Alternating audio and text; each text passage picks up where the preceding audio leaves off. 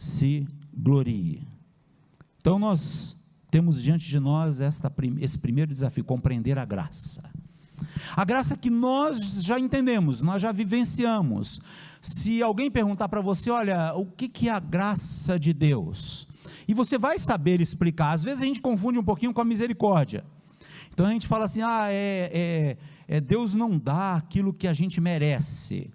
Quando Deus não dá aquilo que a gente merece, a gente trata isso de misericórdia.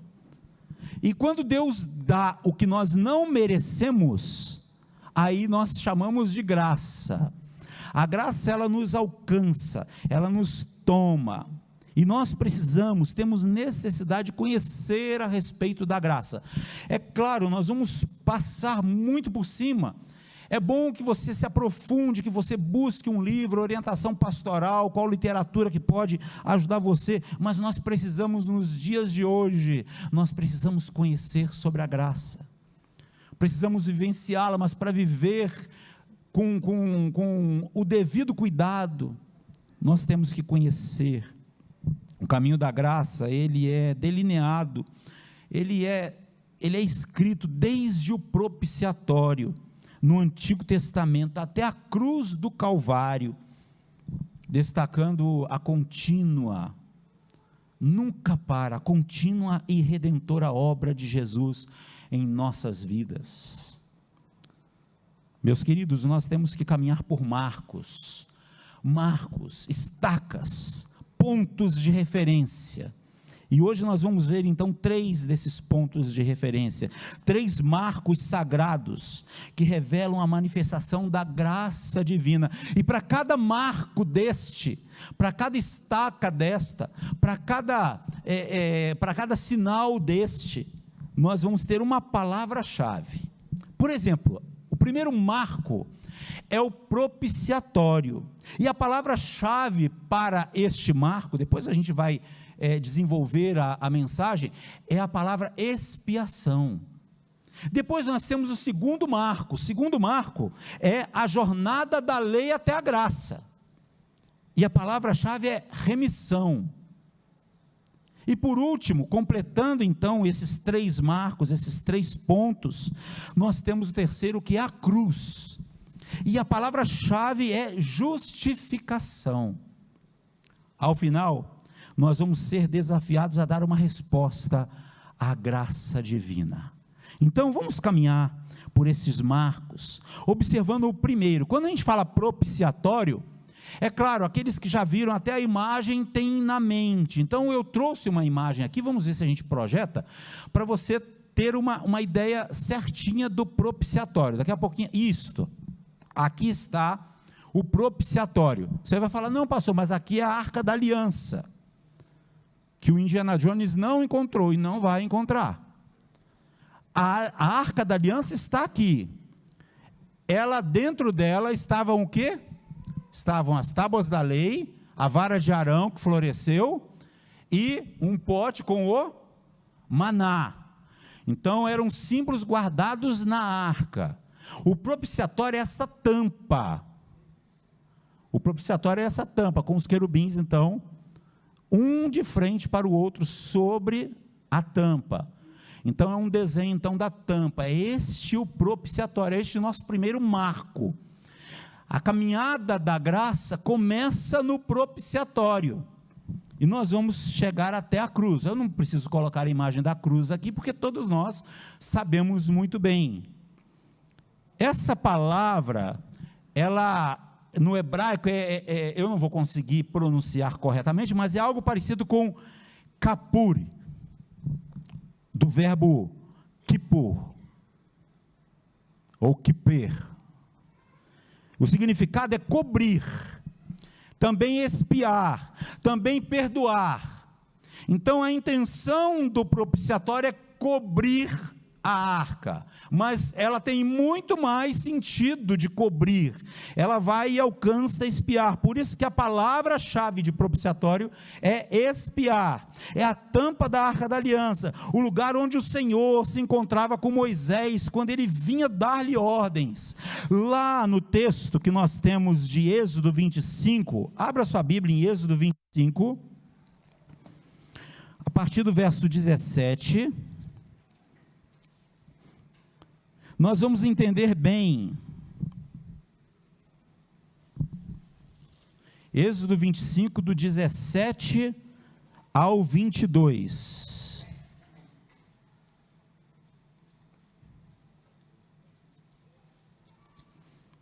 Êxodo 25, 17 ao 22. No 22 vai dar ênfase nisso.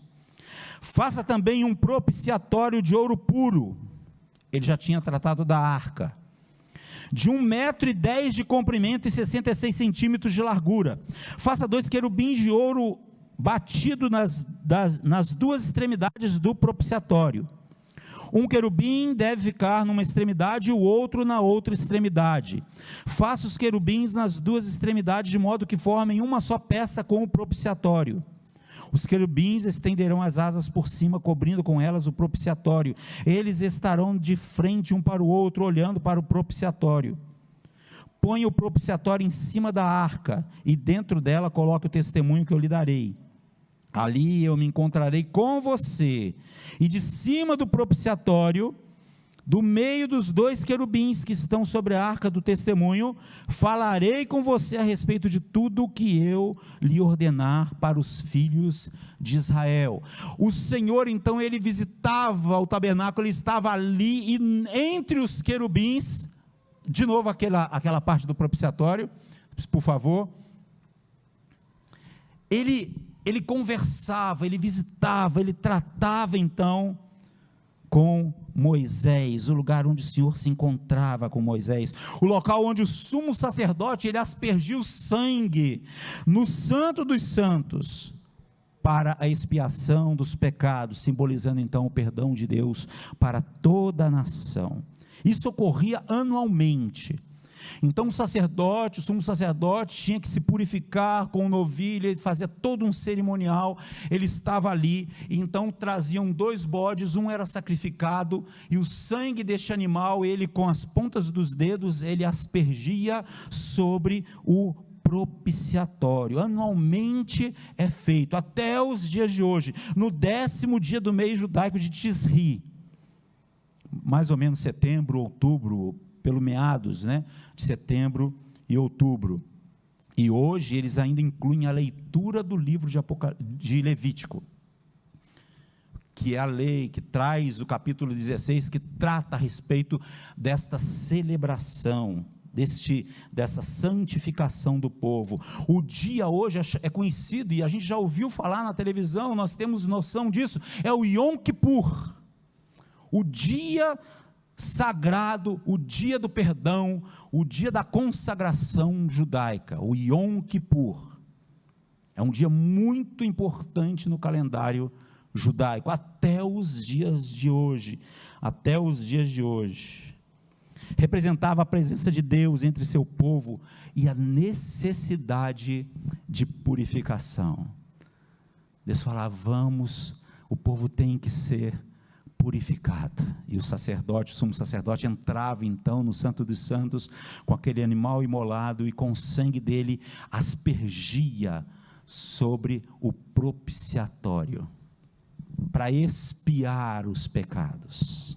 A palavra-chave é expiação.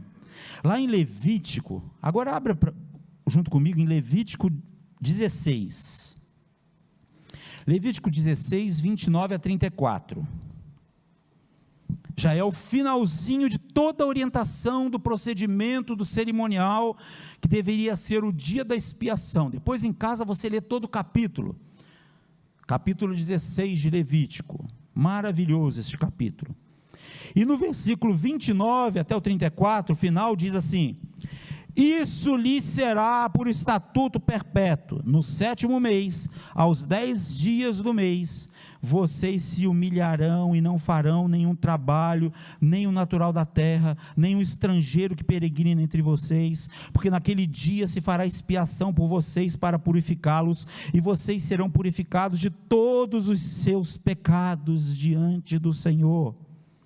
É sábado de descanso solene para vocês, e vocês se humilharão. É estatuto perpétuo. Aquele que for ungido e consagrado para oficiar como sacerdote no lugar de seu pai, é que fará expiação, havendo posto as vestes de linho, as vestes santas. Fará expiação pelo santuário, pela tenda do encontro e pelo altar. Também a fará pelos sacerdotes e por todo o povo da congregação. Isto lhe será por estatuto perpétuo, para fazer expiação uma vez por ano, pelos filhos de Israel, por causa dos seus pecados. E Arão fez como o Senhor havia ordenado a Moisés. A expiação é um processo, irmãos. Uma subpalavra importante que a gente pode guardar: expiação é processo, processo para a remoção dos pecados. Não é o final, é o caminho, é o meio, é o andar, é o cronograma, é uma compensação. Outra palavra-chave: a expiação é uma compensação, ela aponta para Cristo lá na cruz, e é puramente um ato de amor divino, que satisfaz plenamente a justiça de Deus. Ou seja, o pecado, ele quebra esta relação, ele afasta o homem de Deus. Quando pecamos, estamos longe do Senhor, e Deus, não o homem, não por obras, não por méritos, mas é dom de Deus. Deus, ele então vem e estabelece o dia da expiação, Yom Kippur, anualmente. Vai lá, sacerdote, e purifica o povo, satisfaça a justiça que eu, um Deus justo, quero, porque o salário do pecado é a morte. Neste caso, a morte de um animal. E aí então é restaurado o relacionamento do povo com Deus. Que maravilha, meus queridos. Quando a gente lê Levítico, você tem que ler dessa forma. Você tem que falar: Deus, que maravilha. Talvez você fique impressionado com o cerimonial. Não fica, não.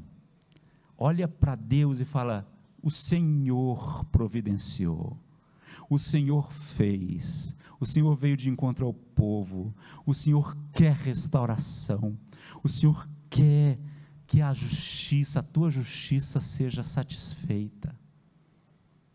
Esse é o primeiro marco na caminhada da graça, o propiciatório. Agora vamos para o segundo marco, a jornada da lei até a graça.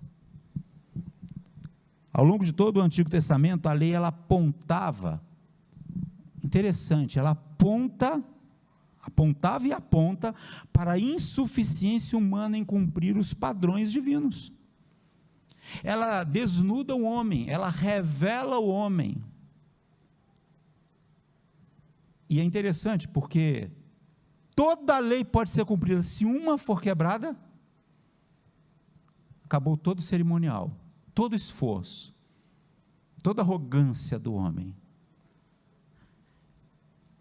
Ela desnuda o homem. O homem não consegue alcançar o padrão divino. E a graça, meus queridos, é interessante, porque a graça ela não anula a lei. Ela não anula a lei, mas ela a cumpre. A graça de Deus cumpre a lei em Cristo. Olha esta afirmação. Veja Romanos 10, 4. Passeia comigo aí. Vai lá para o Novo Testamento. Romanos capítulo 10, verso de número 4. Porque o fim da lei é Cristo, para a justiça de todo aquele que crê. O fim da lei é Cristo, para a justiça de todo aquele que crê. A transição então do propiciatório para a cruz revela que não estamos mais sob a condenação da lei, mas sob a misericórdia da graça. É esta a visão que temos que ter. Mas então o que eu vou fazer? Se a lei não é suficiente, se ela me mostra a minha nudez, se ela me tira toda a arrogância, toda a pretensão, o que entra? O que faz? O que satisfaz? Então a graça, ela vai transitar do propiciatório para esta misericórdia que Deus nos atende. E a palavra-chave é remissão. Agora vamos para Hebreus. Abra Hebreus capítulo 10.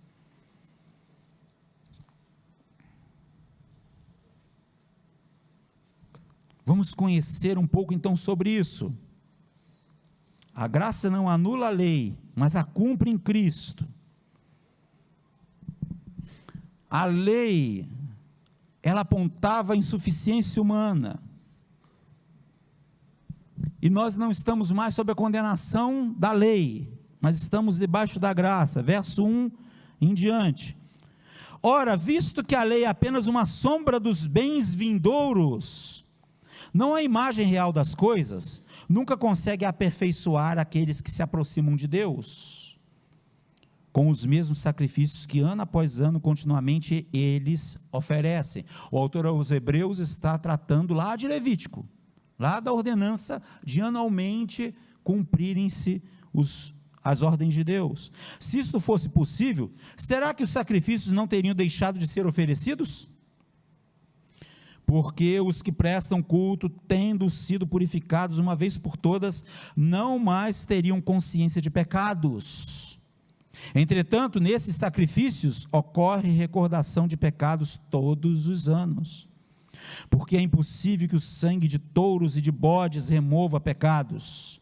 Por isso é expiação, por isso cobre, por isso compensa.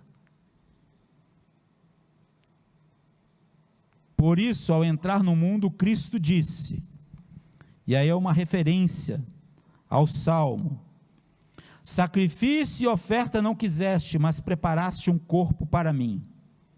Não te agradaste de holocaustos e ofertas pelo pecado. Então eu disse: eis aqui estou. No rolo do livro está escrito a meu respeito: estou aqui para fazer, ó Deus, a tua vontade. Até o 18, depois de dizer como acima, sacrifícios, ofertas, holocaustos e ofertas do pecado não quiseste, nem deles te agradaste, coisas que oferecem segundo a lei, num segundo momento acrescentou: eis aqui estou para fazer, ó Deus, a tua vontade. Ele remove o primeiro para estabelecer o segundo. Nessa vontade é que temos sido santificados, mediante a oferta do corpo de Jesus Cristo, uma vez por todas. Ora, todo sacerdote se apresenta dia após dia para exercer o serviço sagrado e oferecer muitas vezes os mesmos sacrifícios, que nunca jamais podem remover pecados, podem cobrir pecados, ou cobriram no seu tempo devido. Jesus, porém, tendo oferecido para sempre um único sacrifício pelos pecados, assentou-se à direita de Deus, aguardando daí em diante até que os seus inimigos sejam postos por estrado dos seus pés, porque com uma única oferta, aperfeiçoou para sempre os que estão sendo santificados. E disto nos dá testemunho também o Espírito Santo, porque após ter dito: esta é a aliança que farei com eles depois daqueles dias, diz o Senhor, imprimirei as minhas leis no coração deles e as inscreverei sobre a sua mente. Acrescenta: também os seus pecados, dos seus pecados e das suas iniquidades, jamais me lembrarei.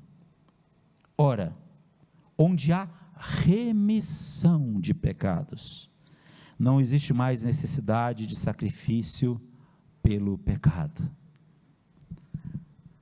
Não há necessidade de cobrir o pecado. Agora, Jesus, ele vai nos remir. Remissão, libertação das consequências do pecado. Se a expiação é um processo, a remissão, ela é uma libertação das consequências do pecado. Nós as conhecemos bem: o salário do pecado é a morte, o afastamento eterno de Deus. Perdão significa perdão ou cancelamento. Acabou o pecado. Pastor, mas eu ainda continuo pecando. Não estamos falando disso. Isso entra nas outras partes da caminhada. Caminhada para edificação. Aí nós vamos tratar sobre isso. Sobre a santidade, sobre a santificação, sobre a edificação da igreja, sobre o conhecimento bíblico. Mas aqui nós estamos falando desse pecado que afasta, que quebra, que rompe a relação com Deus, e por consequência os outros também o são. Cancelamento, reconciliação com Deus, e isso está associado à graça divina, a remissão dos pecados. Posso passar para o terceiro marco? O terceiro marco é a cruz.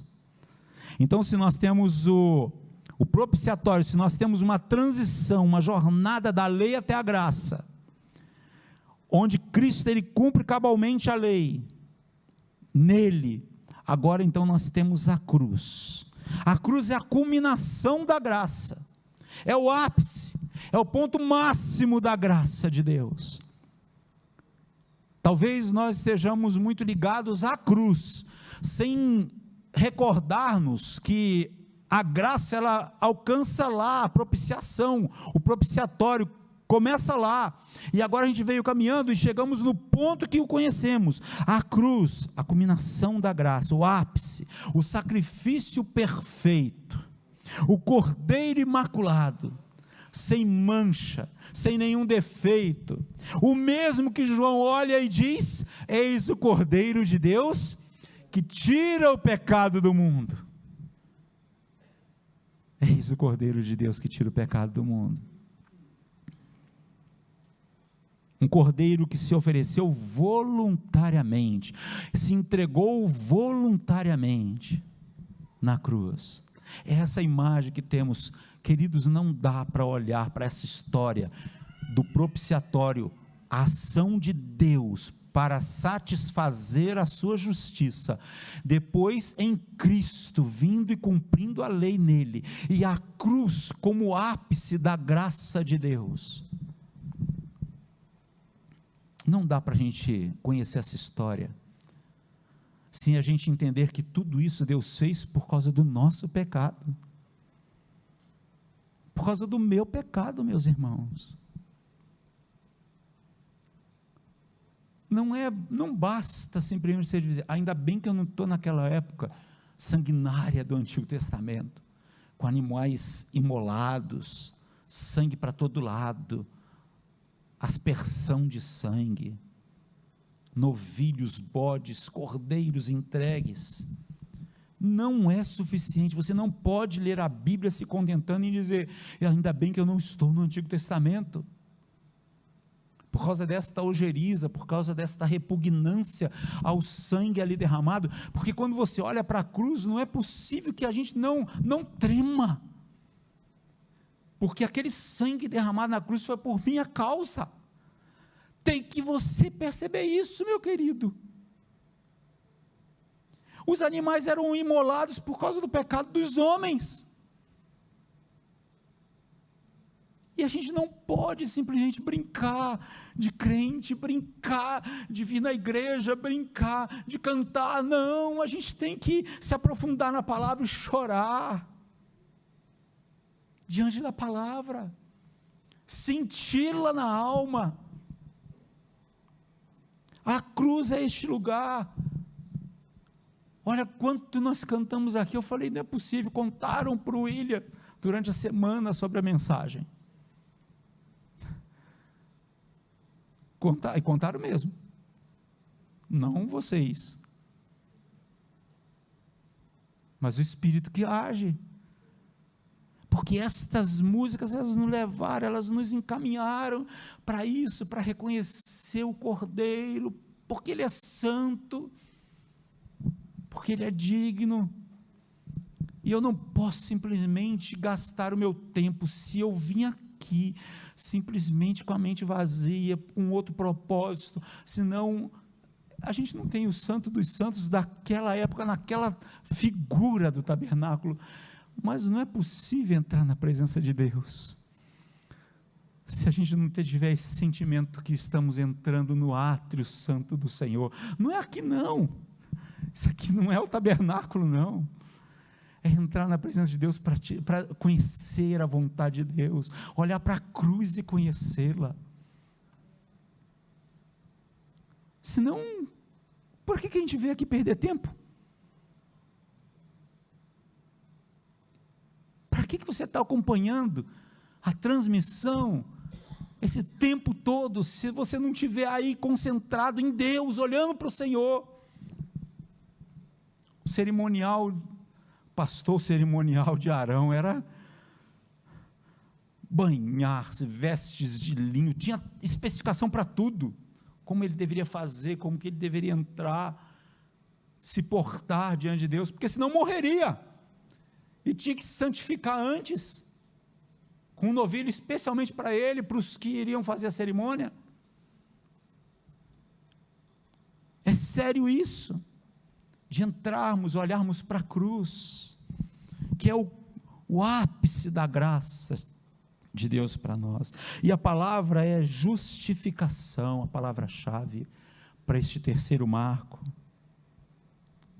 e isso está em Romanos 3, 21 e 28, Romanos 3, 21 e 28, 21 a 28,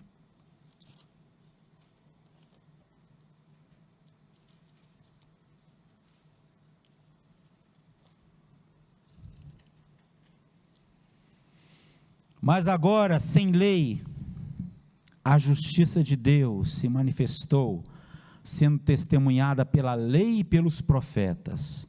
É a justiça de Deus mediante a fé em Jesus Cristo, para todos e sobre todos os que creem, porque não há distinção, pois todos pecaram e carecem da glória de Deus, sendo justificados gratuitamente por sua graça.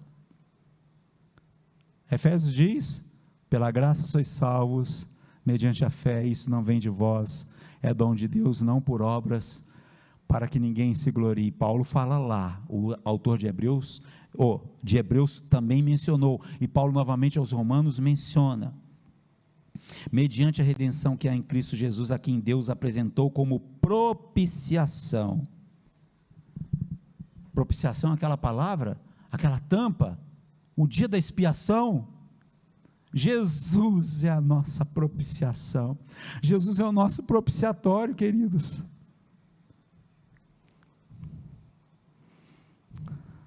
É tão interessante porque Deus, Ele olha para Moisés pelo propiciatório, Deus, Ele olha para nós por causa do nosso propiciatório que está na frente. Ele olha através de Jesus Cristo, e Ele diz: foi satisfeito, o pecado foi satisfeito, foi aniquilado o poder do pecado, o poder da morte, por causa do Cordeiro de Deus. Deus fez isso para manifestar a sua justiça, porque Ele é justo, por ter Ele, na sua tolerância, deixado impunes os pecados anteriormente cometidos, tendo em vista a manifestação da sua justiça no tempo presente, a fim de que o próprio Deus seja justo e justificador daquele que tem fé em Jesus. Onde fica então o orgulho? Não por obras. Foi totalmente excluído. Por meio de que lei? A lei das obras? Não. Pelo contrário, por meio da lei e da fé. Concluímos, pois, que o ser humano é justificado pela fé, independentemente das obras da lei. No primeiro marco, a palavra que aparece no texto é expiação. No segundo marco é remissão. E aqui é justificação.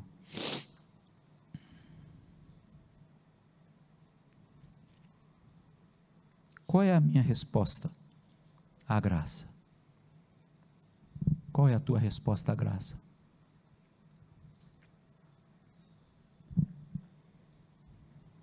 Exercitaremos arrependimento nesta noite, porque o arrependimento é a expressão da necessidade da graça.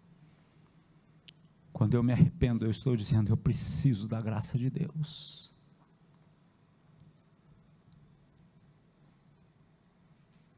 Arrependimento e fé. A fé é a confiança na obra de Cristo na cruz. Nessa noite, o desafio é um chamamento ao arrependimento. Não é levantar de mãos, não é vir à frente, é aí sentado. Você olhar para você e falar, eu preciso de consagração, eu preciso me arrepender. Eu estou entrando no átrio santo de Deus de qualquer jeito, eu tenho que mudar isso. Eu tenho vindo nos cultos de qualquer forma, eu tenho que mudar isso. Eu tenho dado meu dízimo, eu tenho cantado, eu tenho louvado, eu tenho levantado as mãos, eu tenho feito as obras, até as obras, eu tenho feito de forma tão repulsiva perante Deus. Não sou eu que julgo você. Agora o Espírito Santo deve estar trabalhando na sua vida. E você deve estar pensando, então o que eu faço? Arrependimento. Diga para o Senhor, eu tenho necessidade da tua graça, que emana da cruz. E por fé, eu me aproprio